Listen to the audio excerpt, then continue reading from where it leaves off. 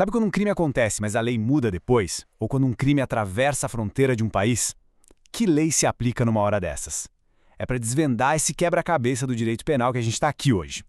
Olha, para a gente começar, vamos pensar numa coisa. Será que alguém ainda pode ser considerado criminoso se a lei que essa pessoa infringiu simplesmente deixou de existir? E tem mais. E se um crime começa aqui no Brasil, mas o resultado, a vítima, por exemplo, está lá na França? São perguntas assim que mostram que aplicar a lei penal não é tão preto no branco quanto parece. Para a gente montar esse quebra-cabeça, o nosso roteiro vai ser bem direto. Primeiro, vamos entender o básico: tempo e lugar do crime. Depois, a gente mergulha nos desafios do tempo, depois nos do espaço e, por fim, a gente vai entender por que tudo isso é tão importante. Então vamos lá!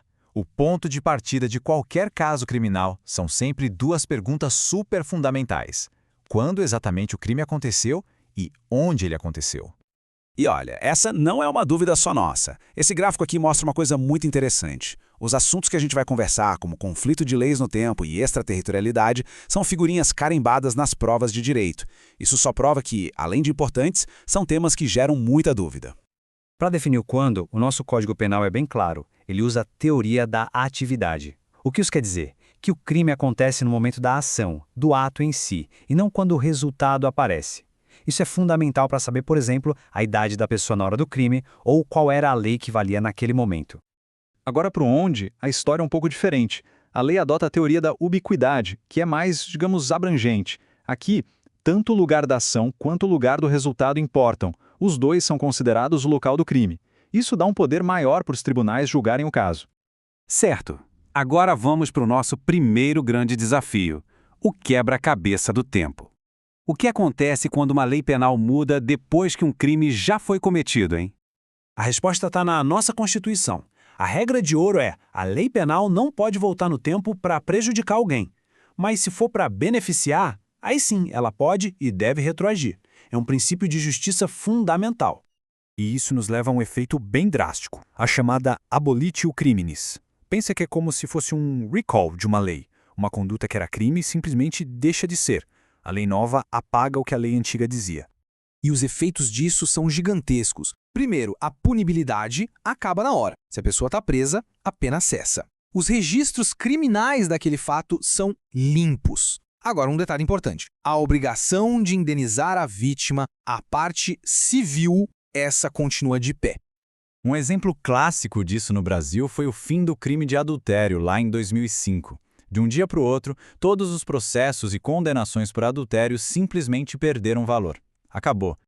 Agora, vamos ver um caso um pouquinho mais sutil. Imagina a situação do Petrônio. Ele foi condenado por roubo e a pena dele foi maior porque ele usou uma arma de fogo. Só que, depois da condenação, surge uma lei nova que diz que usar arma de fogo não aumenta mais a pena para aquele crime. E aí?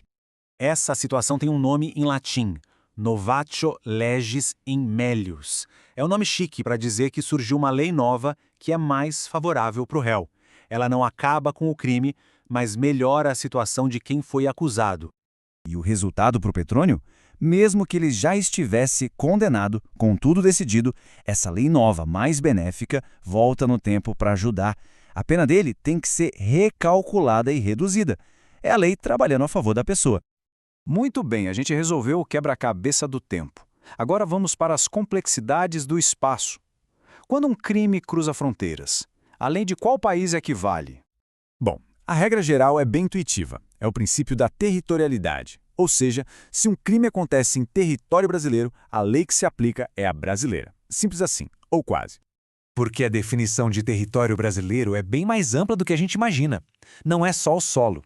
Inclui os rios, o mar, o espaço aéreo e mais, navios e aviões públicos brasileiros, não importa onde estejam no mundo, são considerados território brasileiro.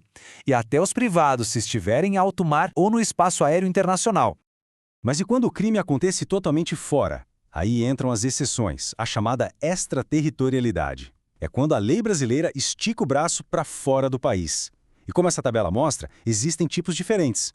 A incondicionada, que é automática para crimes muito graves, a condicionada, que depende de alguns fatores, e até a hipercondicionada. A diferença fica bem clara com exemplos. Um atentado contra a vida do presidente da República, lá em Nova York, a lei brasileira se aplica automaticamente, é incondicionada. Agora, um crime comum cometido por um brasileiro no exterior. Aí já é diferente. A lei brasileira só vai se aplicar se algumas condições forem cumpridas, como a pessoa voltar para o Brasil. Ok, mas por que ter esse monte de regra complicada sobre tempo e espaço? Isso não é só um detalhe técnico para advogadas. Tem a ver com os princípios mais básicos de justiça. Cada uma dessas regras serve a um propósito maior.